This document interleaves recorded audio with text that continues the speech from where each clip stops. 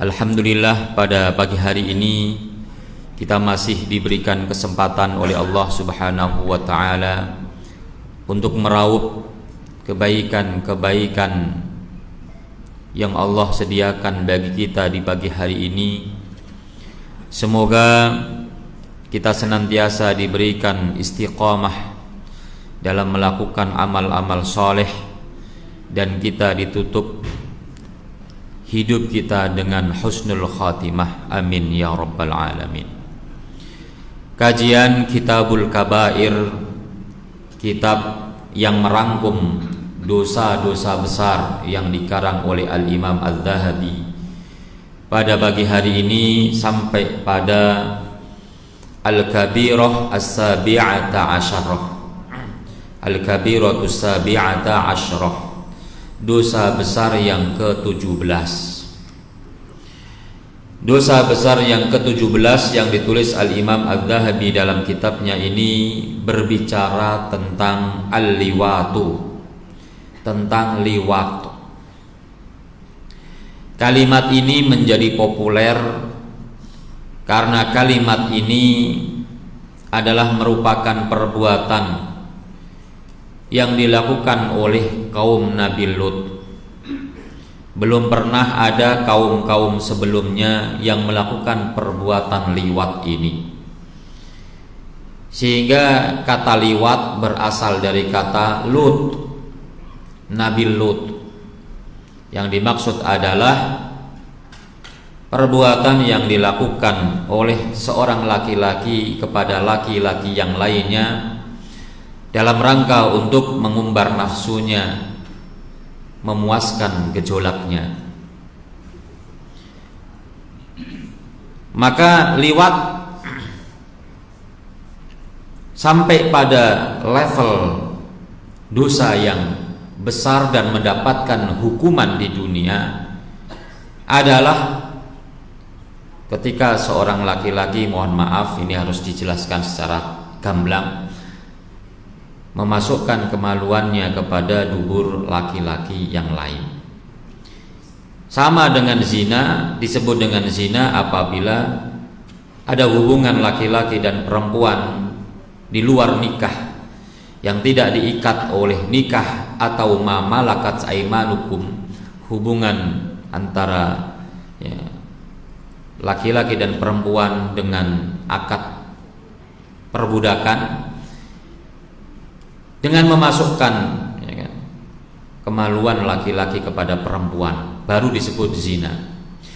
Sehingga perbuatan yang menuju ke sana, baik liwat ataupun zina, belum disebut dengan zina dengan makna istilah syar'i, sehingga tidak mendapatkan hukuman yang telah ditetapkan. Zina hukumannya adalah rajam bagi yang muhson, yang tidak muhson, yang ghairu muhson dihukum dengan cambuk sebanyak 100 kali dan diasingkan selama 1 tahun.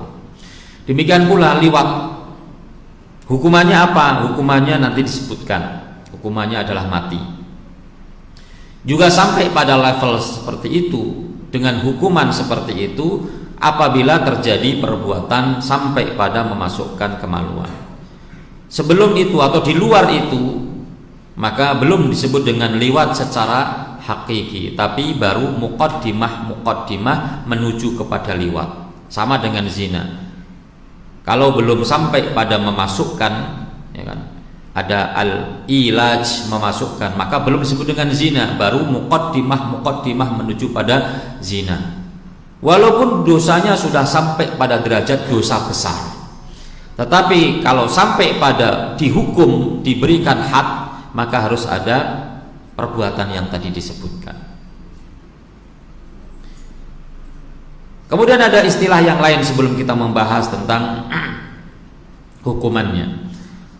Bagaimana kalau seandainya perbuatan itu dilakukan oleh perempuan dengan perempuan? Maka perbuatan itu dikenal dalam syariat disebut dengan sihakun. Jadi bukan liwat. Liwat itu hanya untuk laki-laki dan laki-laki. Kalau perempuan dengan perempuan namanya sihakun. Ini sesuai dengan sabda Nabi, sihakun nisa'i zina bainahunna. sihakun nisa, yaitu perbuatan perempuan dengan perempuan layaknya suami istri, termasuk dalam kategori zina. Nanti para ulama mengatakan zina di sini artinya adalah dosanya sama dengan dosa zina, yaitu besar, tapi hukumannya berbeda. Jadi dikategorikan oleh Nabi zina bainahunna, yaitu zina di antara dua atau di antara mereka para perempuan itu. Nanti ada lagi, bagaimana kalau seandainya seorang laki-laki, seorang suami memasukkan kemaluannya kepada dubur istrinya sendiri, termasuk dosa besar, tetapi hukumannya tentu tidak sampai pada dosa liwat atau hukuman liwat. Sehingga di sini ada beberapa jenis, ya kan? Ada liwat, ada sihak, ada zina, ada ityanur rajuli dubura zaujatihi, seorang laki-laki yang mendatangi istrinya dari dubur istrinya tersebut. Dan semuanya kategorinya adalah dosa besar, tetapi hukumannya berbeda-beda. Kita masuk ke dalam kitab Al-Kabair. Beliau memasukkan al-liwat termasuk dosa besar berdasarkan cerita yang disebutkan oleh Allah Subhanahu wa taala dalam Al-Qur'an, di mana Allah Subhanahu wa taala berfirman, "Atatuna dzukrana minal alamin wa tadharuna ma khalaqalakum rabbukum min azwajikum bal antum qaumun adun." Kenapa kalian para laki-laki mendatangi laki-laki dan kalian membiarkan istri-istri kalian yang Allah ciptakan untuk kalian? Sungguh kalian adalah kaum yang melampaui batas. Dan ayat-ayat yang lainnya yang membahas tentang kaum Lut, yang diantaranya adalah bagaimana Allah Subhanahu wa taala menghukum kaum Lut yang melakukan perbuatan tersebut dan membiarkan perbuatan itu berlangsung, maka mereka dihukum oleh Allah Subhanahu wa taala dengan dibalik bumi di atas dan langit seakan-akan di bawah. Jadi waja'alna safi'aliha safilaha, Allah jadikan yang bawah menjadi di atas. Kemudian dihancurkan mereka dan dilempar dengan batu-batu yang berasal dari langit.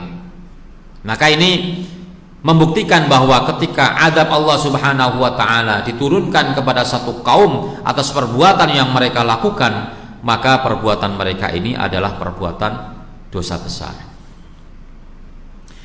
Kemudian Rasulullah sallallahu alaihi wasallam bersabda, "Uqtulul fa'ila wal maf'ula bihi." Ketika Rasulullah sallallahu alaihi wasallam ditanya tentang hukuman bagi orang yang melakukan liwat, maka Rasulullah katakan bunuh orang yang berbuat dan yang diperlakukannya. Ya.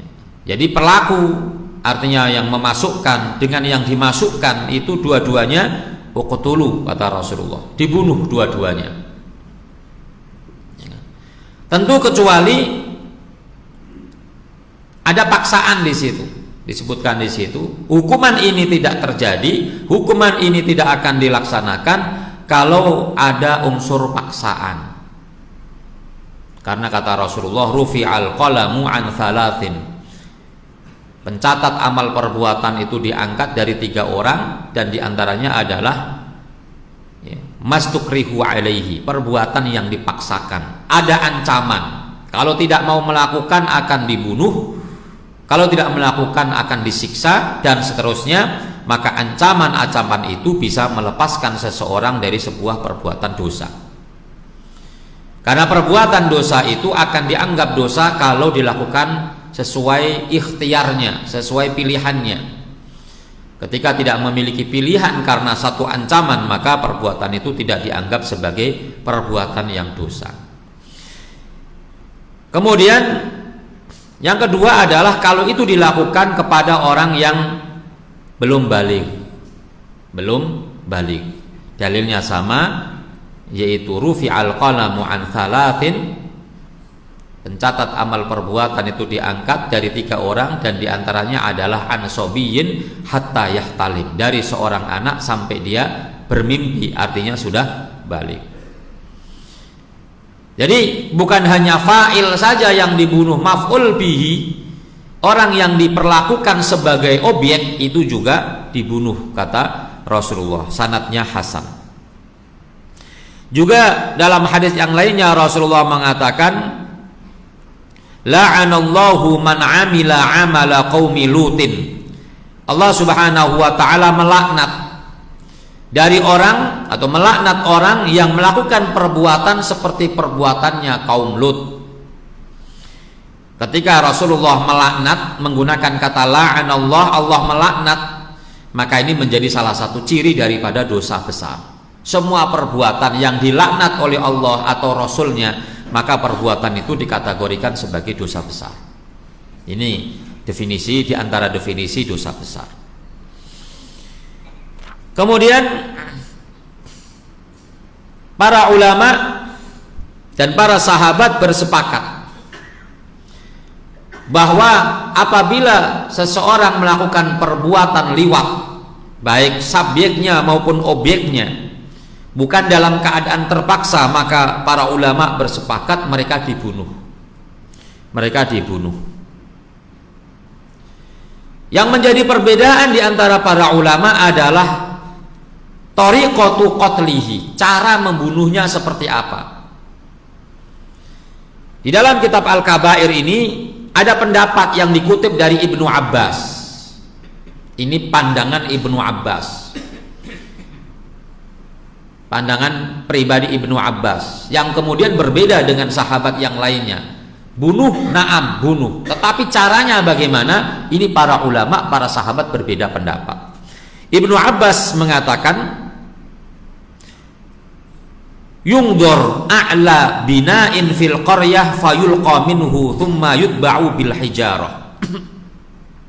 Ibnu Abbas berpandangan bahwa pelaku perbuatan ini ditaruh di tempat yang paling tinggi di kampung itu. Yungdor a'la bina'in, dilihat mana bangunan yang paling tinggi, gedung yang paling tinggi di kampung itu. Fayulqa minhu, kemudian dilemparkan dari atas bangunan tersebut. Kemudian thumma yutba'u bil hijarati, kemudian diikuti dengan dilempari batu. Seakan-akan Ibnu Abbas meniru bagaimana cara Allah Subhanahu wa taala menghukum, ya, menghukum kaum Lut. Jadi dibalik, kalau kaumnya Nabi Lut dibalik, seakan-akan tanah itu berada di atas, karena memang otaknya terbalik, maka hukumannya dibalik. Kemudian dilempari batu, sama dengan yang menjadi pendapat Ibnu Abbas ini, dilempari batu, mirip dengan zina, yaitu dirajam atau dicambuk kalau zina. Kalau ini dilempari batu sampai mati. Jadi bunuh sama, tapi hukumannya, caranya berbeda-beda. Kemudian menurut ulama yang lainnya, faminhum man dhahaba ila an yuhraq bin nahar. Menurut pandangan ulama yang lain bahwa, dan ini pendapatnya Abu Bakar dan juga Ali radhiyallahu anhuma, bahwa orang yang melakukan liwat itu dibakar. Kenapa? Karena ini lebih daripada zina, tidak sama dengan zina. Liwat itu lebih jahat, lebih bahaya daripada zina, sehingga hukumannya harus lebih berat dibandingkan perbuatan zina, sehingga dibakar. Wa minhum, diantara mereka ada yang mengatakan yurma, ini Ibnu Abbas, diantaranya adalah yurjam bil hijarati hatta yamut. Yang ketiga adalah bahwa orang yang melakukan perbuatan liwat dirajam dengan batu sampai mati, ya. Dan ini sama dengan zina. Dan dalam liwat itu tidak dibedakan antara muhsan dan ghairu muhsan. Muhsan artinya sudah menikah, ghairu muhsan artinya belum menikah. Kalau zina dibedakan antara muhsan dan ghairu muhsan. Yang dirajam sampai meninggal dunia hanya yang muhsan. Yang tidak muhsan, belum menikah, maka dia tidak dirajam, yaitu dicambuk dengan cambukan 100 kali dan diasingkan selama satu tahun. Ada bedanya. Tapi kalau liwat itu tidak dibedakan antara muhsan dan ghairu muhsan. Siapapun pelakunya, kalau dia sudah balik, maka dia dibunuh. Dan pendapat yang ketiga adalah dibunuh seperti orang yang berbuat zina yang muhsan, yaitu dirajam atau dilempari batu sampai mati.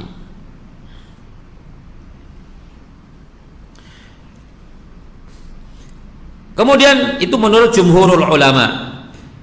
Sebagian ulama bahwa hukuman liwat ini sama persis dengan zina, dibedakan antara yang muhsan dengan yang ghairu muhsan. Jadi bal yu'aqab 'uqubataz zani, diberikan hukuman seperti hukuman orang yang berzina, fayurjam in kana muhsanan, dirajam kalau dia muhsan, wa yujlad in kana ghaira muhsanin, dan dijilid atau dicambuk kalau dia tidak muhsan. Pendapat yang paling ringan adalah di antara ulama mengatakan yu'azzaru at-ta'zir al-baligh alladhi yarahu al-hakim, ditakzir, ya, ditakzir dengan takzir yang sangat-sangat berat sesuai dengan pandangan pemerintah atau hakim. Dilihat sampai sejauh mana perbuatannya. Karena tingkatan-tingkatan, ada yang sudah sering, ada yang mungkin baru pertama. Sehingga hakim bisa menentukan hukumannya seperti apa. Jadi takzir ini di bawah had. Hukumannya tidak ditentukan oleh syariat, tetapi hukumannya ditentukan oleh hakim. Maka perbuatan-perbuatan yang ada hadnya, ketika tidak memenuhi syarat secara sempurna, maka hukumannya dikembalikan kepada hakim, namanya takzir. Jadi misalnya ada orang mencuri, kalau hukumannya mencuri sampai dipotong tangannya, itu kalau sampai memenuhi syarat nisab, yaitu rubu'u dinar, 1/4 dinar. Kalau di bawah rubu'u dinar, misalnya maling ayam, itu kan nggak sampai 1/4 dinar. Dinar itu 4,25 gram. 1/4-nya berarti 1 gram, sekian, ya, sekian, 1, sekian. Ya. Kalau 1 gramnya 800, ya sekitar 1 juta. Kalau di bawah itu, apakah tidak diberlakukan hukuman? Diberlakukan hukuman, tapi tidak dipotong tangan. Hukumannya adalah takzir. Sehingga kalau ada orang yang nyuri ayam yang harganya cuma 100-200, lalu dihukum oleh pemerintah 3 bulan, itu benar menurut syariat, itu hukum Islam. Kenapa hukum Islam tidak menentukan hukuman bagi orang yang mencuri di bawah rubu'u dinar? Yaitu diserahkan kepada hakim. Begitu pula orang yang berzina, kalau cuma berduaan, tapi sampai tidak ada ilaj, tidak ada memasukkan, ya, maka diserahkan kepada hakim. Hukumannya seperti apa? Apa dikurung selama 1 minggu atau berapa hari misalnya, sesuai dengan keputusan hakim, maka itu adalah takzir dan itu sesuai dengan syariat Islam. Jadi pendapat yang paling ringan adalah bahwa orang yang melakukan perbuatan liwat ini hukumannya diserahkan kepada hakim, tergantung hakim memutuskan seperti apa. Jadi kalau seandainya di Indonesia ada hukuman apabila ada orang yang terbukti melakukan perbuatan liwat, kemudian dihukum oleh pemerintah misalnya sekian bulan atau didenda sekian, maka dia mengikuti pendapat ini, pendapat di mana pemerintah menentukan hukumannya sendiri. Tetapi tentu pendapat ini lemah, karena pendapat yang kuat adalah, ya kan, adalah dibunuh tadi. Bahkan sepakat para sahabat, ya kan, sepakat para sahabat, hanya caranya saja yang berbeda. Lalu bagaimana menetapkan seseorang terbukti menjadi pelaku liwat? Para ulama mengatakan pembuktian terhadap perbuatan liwat sama dengan pembuktian terhadap perbuatan zina. Apa itu? Kalau zina ada 3, seseorang terbukti berbuat zina itu 3. Kalau liwat hanya 2. 1, ada saksi 4 orang adil yang menyaksikan. Ini sama, antara liwat dengan zina harus sama.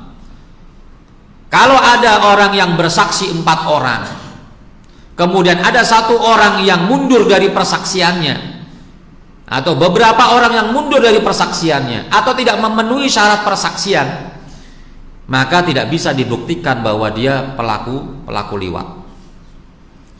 Dan orang yang menuduh seseorang berbuat liwat tanpa 4 orang saksi, kurang saksinya, cuma 3 misalnya, maka yang menuduh itu sama hukumannya dengan orang yang menuduh perbuatan zina, yaitu dicambuk sebanyak 80 kali, yaitu qadfu al-muhsanat. Hukumannya pada hukuman qadfu al-muhsanat, menuduh orang baik-baik berbuat zina. Kalau ini menuduh orang baik-baik berbuat liwat. Itu yang pertama. Yang kedua adalah pengakuan yang dia tidak yarji min iqrarihi, tidak membatalkan pengakuannya. Seperti seorang wanita yang mengaku telah berbuat zina, maka dihukum sesuai dengan dosanya, muhsan atau ghairul muhsan. Demikian pula kalau ada seorang laki-laki yang datang kemudian mengaku telah melakukan perbuatan liwat dan dia tidak mundur dari pengakuannya, tidak membatalkan pengakuannya, maka dia terbukti melakukan perbuatan liwat. Karena persaksian atau pengakuan itu lebih kuat daripada persaksian. Pengakuan diri itu lebih membuktikan dibandingkan kesaksian. Karena kesaksian itu kan dilakukan oleh orang lain.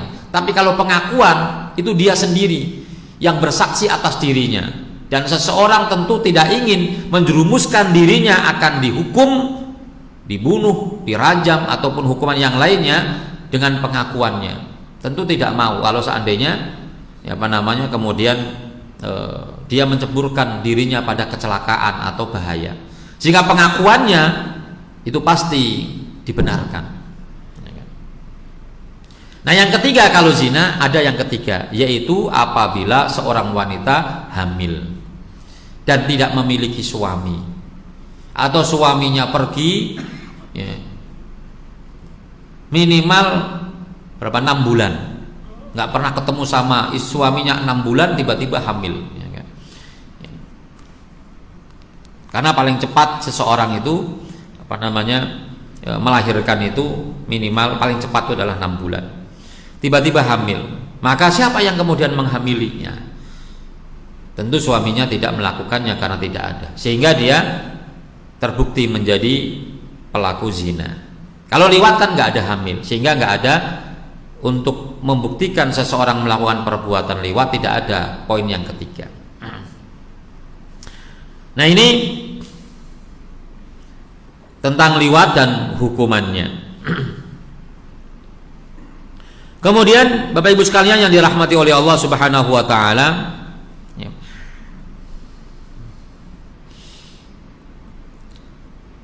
pendapat yang mengatakan tadi terakhir di takzir tadi adalah pendapatnya Imam Abu Hanifah, ya kan?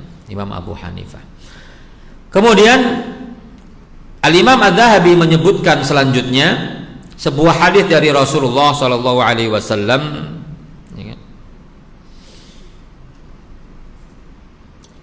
ketika Rasulullah ditanya tentang seorang perempuan yang melakukan perbuatan saling suka dengan perempuan yang lainnya, disebut dengan sihakun, ya kan?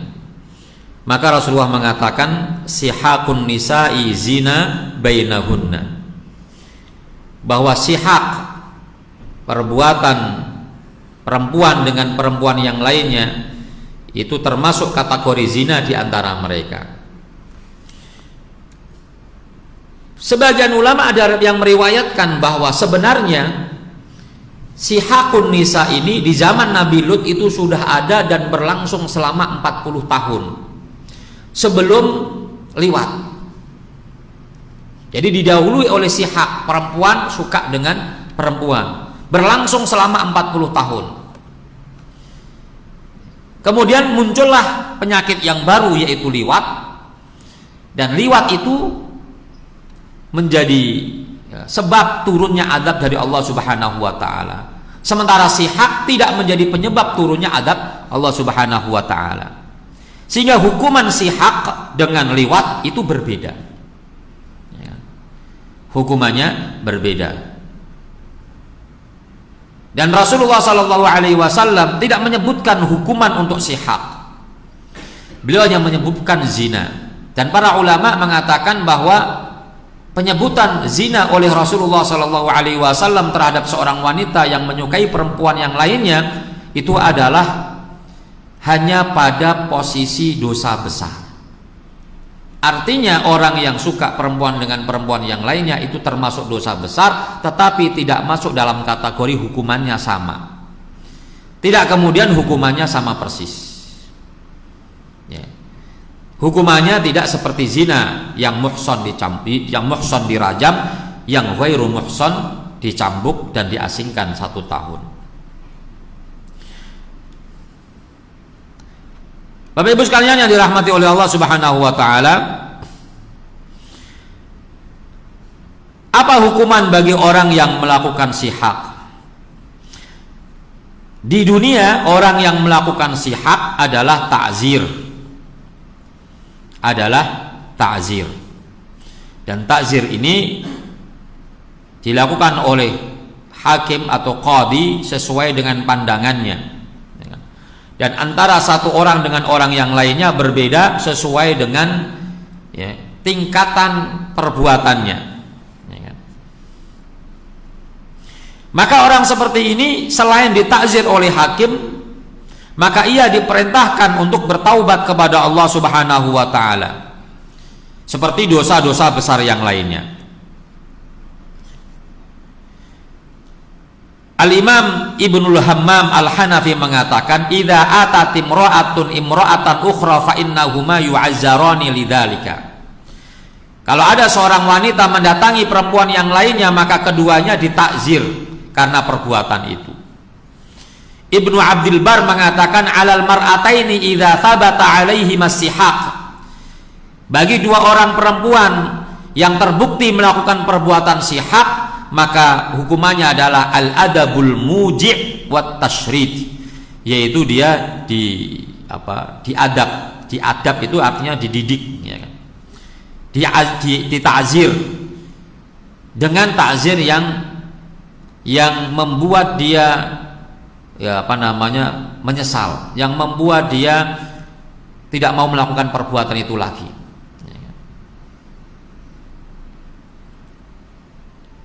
Kemudian Al-Imam Al-Kharshi Al-Maliki mengatakan, syirarun nisa'i idza fa'ala ba'duhunna bi ba'din.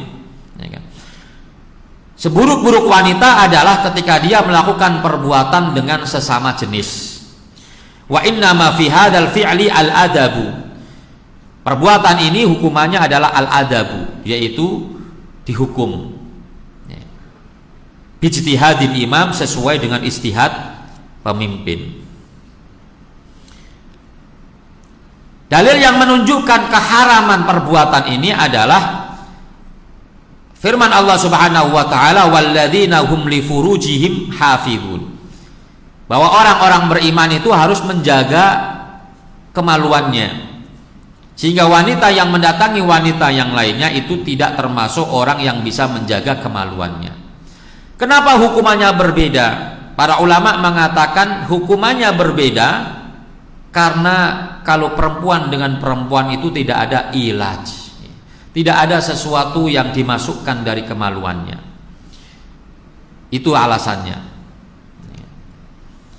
Sehingga berbeda pula hukumannya, walaupun sama-sama dosa besar.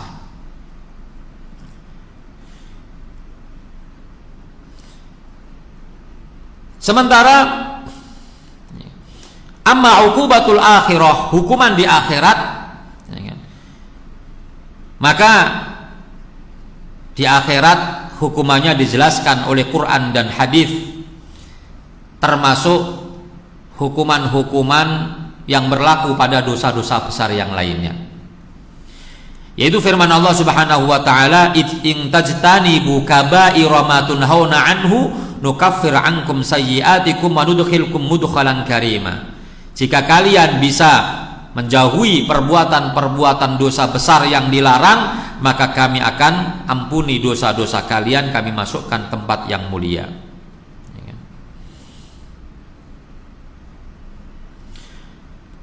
Kemudian ada seorang ulama, seorang tabi'in namanya Salim bin Abdullah bin Umar, berkata, fil mar'ati tarkabul mar'ah qala la yulqiyannallahu wa huma zaniyatani.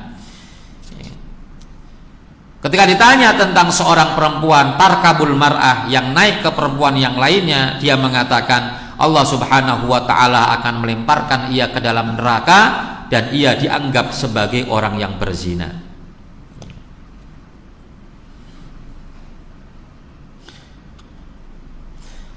Kemudian Rasulullah Shallallahu Alaihi Wasallam bersabda dalam hadis yang diriwayatkan oleh Al Imam At-Tabrani, "Idza stahallat ummati sit'an fa'alaihimud damar."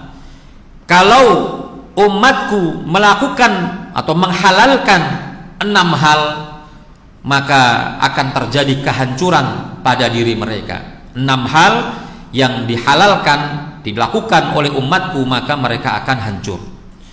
6 hal itu adalah idza dhahara fihi muttala'un, kalau antar umat itu saling melaknat, ya kan? Saling melaknat.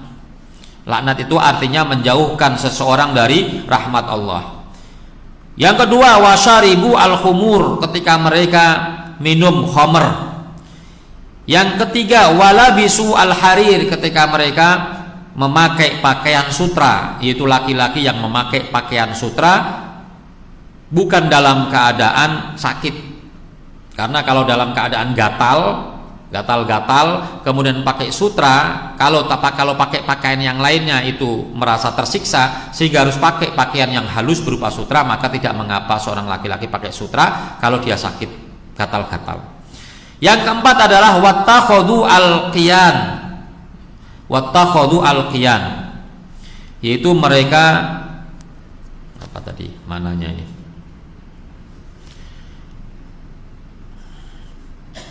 wattakhadhu al-qiyan,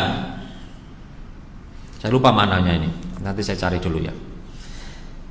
Wattafar rijalu birrijal, seorang laki-laki yang melakukan perbuatan dengan laki-laki, wan nisa'u bin nisa, dan perempuan yang melakukan perbuatan dengan perempuan. Ini 6 hal yang kalau dilakukan oleh umatku, kata Rasulullah, maka yang terjadi adalah ad-damar, yaitu kebinasaan. Maka tentu hadis ini menunjukkan bahwa perbuatan 6 ini adalah perbuatan yang dikategorikan sebagai dosa besar. Kemudian Al-Imam Adz-Dzahabi melanjutkan, yang terakhir adalah ajma'atil ummatu, umat ini bersepakat ala anna man fa'ala bimamlukihi, kalau ada seseorang laki-laki yang melakukan perbuatan liwat itu kepada budaknya, ya, fahuwa lutiyun mujrimun, dia termasuk pelaku liwat. Sehingga tidak dibedakan pelakunya ini apakah dia merdeka atau tidak merdeka. Kalau zina dilakukan oleh seorang budak, maka hukumannya itu setengah. Kalau yang ghairu muhsan itu dicambuk 100 kali, kalau budak itu hanya 50 kali. Jadi setengahnya. Yang terakhir, Bapak Ibu sekalian yang dirahmati oleh Allah Subhanahu wa taala, kalau seorang laki-laki mendatangi istrinya, ya kan, dari duburnya, ya kan. Jadi beda antara seorang laki-laki yang mendatangi istrinya dari belakang tetap pada farjinya, beda dengan seorang laki-laki yang mendatangi istrinya dari duburnya. Ini dibedakan. Kalau tetap kepada tempatnya maka tidak mengapa. Karena dulu ketika Rasulullah datang ke Madinah dilaporkan, ya Rasulullah, orang-orang Madinah ini suka mendatangi istrinya dari belakang, tetapi bukan di duburnya. Maka Allah turunkan, nisaukum harthul lakum fa'tu harthakum anna syi'tum. Istri kalian itu ladang bagi kalian, maka datangilah istri kalian dari arah mana yang kamu sukai. Berarti dari depan boleh, dari belakang boleh. Tetapi kalau ila duburiha, maka ini memiliki hukum yang khusus. Al-wat'u fid duburi muharramun. Jadi mendatangi istri dari dubur itu diharamkan. Kabirun yujibul la'an, termasuk dosa besar yang mendapatkan laknat dari Allah Subhanahu wa taala. Berdasarkan hadis Rasulullah sallallahu alaihi wasallam yang diriwayatkan oleh Al-Imam Abu Dawud dari Abu Hurairah, Rasulullah bersabda, mal'unun, dilaknat man ata imra'atahu fi duburiha, seseorang yang mendatangi istrinya dari duburnya. Dalam hadis yang lainnya Rasulullah mengatakan, man atakahinan, siapa yang mendatangi dukun, fasaddaqahu bima yaqul, membenarkan, lalu dia membenarkan yang dikatakan oleh dukun itu, au ata imra'atahu haidun, atau dia mendatangi istrinya dalam keadaan haid, masih dalam keadaan haid, bukan sudah selesai haid tapi belum mandi. Ini dua hal yang berbeda. Ada orang wanita masih haid, ya kan, didatangi oleh suaminya, ini termasuk dosa besar. Tapi kalau dia mendatangi istrinya belum mandi tapi sudah selesai haidnya, dilarang memang, ya, tetapi dosanya tidak besar. Sudah selesai haidnya, udah bersih, tinggal mandi doang. Karena apa? Karena kalau mandi dulu kemudian berhubungan dengan suaminya, nanti mandi lagi. Ada sebagian orang malas mandinya, udah mandinya jamak, ya kan? Mandi haid dengan mandi jima, ya kan? Maka ini beda hukumnya, dosanya beda. Kalau pada saat haid itu dosa besar, tapi kalau sudah selesai haidnya tetapi belum mandi, itu tidak termasuk dosa besar, walaupun haram juga hukumnya. Jadi au ata imra'atahu haidun, atau dia mendatangi istrinya dalam keadaan haid, au ata imra'atahu fi duburiha, atau dia mendatangi istrinya di duburnya, faqad bari'a mimma anzalallahu ala Muhammadin sallallahu alaihi wasallam, maka dia telah berlepas diri dari apa yang Allah turunkan kepada Rasulullah.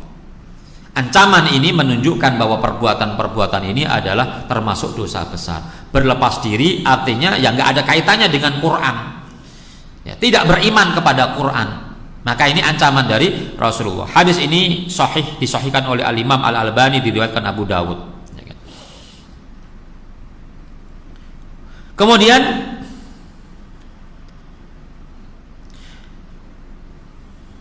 dan orang yang melakukan perbuatan ini, yaitu mendatangi istrinya dalam keadaan di duburnya, la yakunu kafiron, tidak sampai kepada derajat kafir i'tiqadi, kafir akidah, tapi dia masuk dalam kategori kafir nikmat, ya, kufru an-ni'mah. Ini sebagaimana dikatakan oleh Al-Imam Al-Manawi, man fa'ala hadhil madhkurat wastahallaha faqad kafar, wa man lam yastahillaha fahuwa kafirun ni'mah ala ma marra ghaira marrah. Jadi kalau dia sampai menghalalkan, baru dia kafir i'tiqad.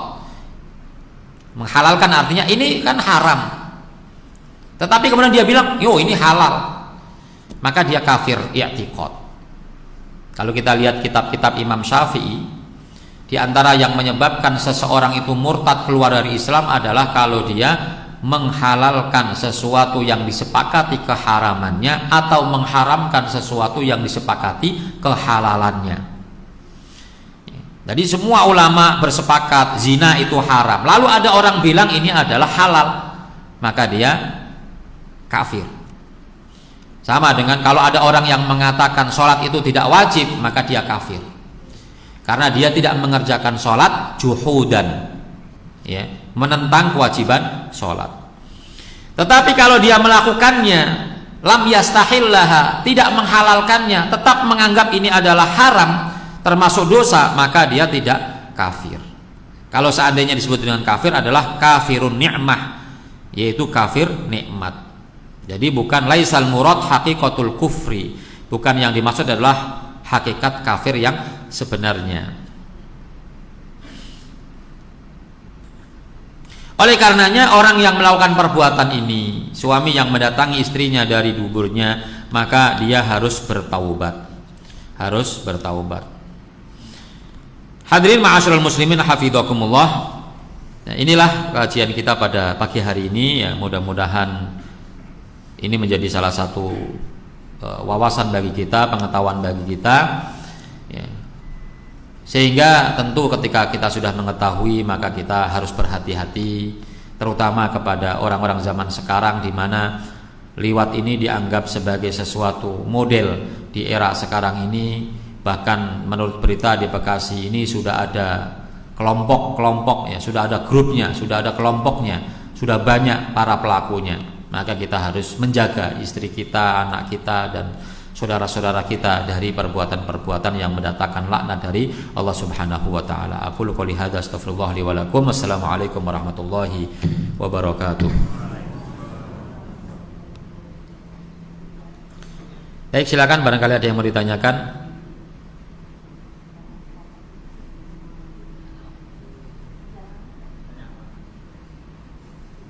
Silakan, Pak.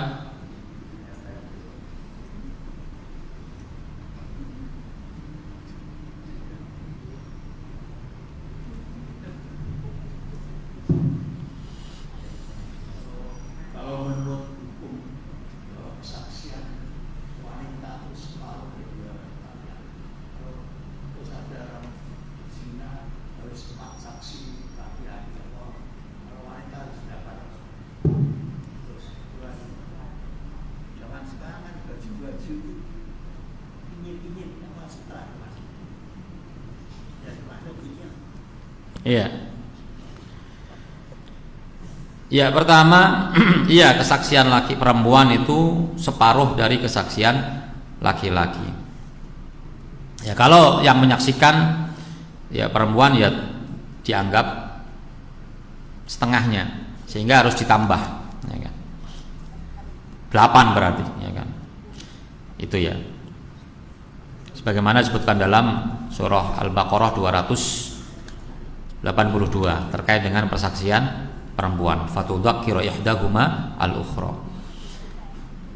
Kemudian tentang sutra ya. Jadi sutra tentu tidak selalu yang licin, ya kan? Jadi semua yang licin belum tentu sutra. Ya. Tetapi yang sutra itu adalah licin, gitu kan. Sehingga harus ditanya, ini kain ini sutra atau bukan? Kalau bukan sutra, walaupun licin, maka tidak dilarang. Sehingga bukan karena licinnya, tapi karena jenis kainnya yaitu berupa sutra. Ya tentu hikmahnya adalah ya bahwa sutra ini pakaian perempuan, bukan pakaian laki-laki. Dan kita dilarang untuk menyerupai dan mengambil pakaian-pakaian yang digunakan oleh perempuan. Sehingga sutra ini buat para perempuan diperbolehkan. Ya, bagi laki-laki dilarang kecuali kondisi tertentu yang menyebabkan dia boleh memakainya. Ya, di dalam kitab-kitab itu disebutkan ya, bolehnya alasan boleh memakai sutra diantaranya adalah ketika kulitnya tidak menerima kain yang lainnya kecuali kain sutra.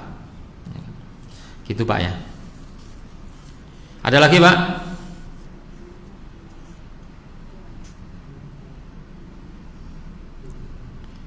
Gak ada?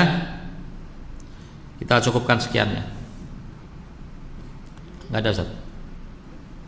Baik, kita tutup dengan sama-sama membaca doa kafaratul majlis. Subhanakallahumma wa bihamdika asyhadu an la ilaha illa anta astaghfiruka wa atubu ilaik. Assalamualaikum warahmatullahi wabarakatuh.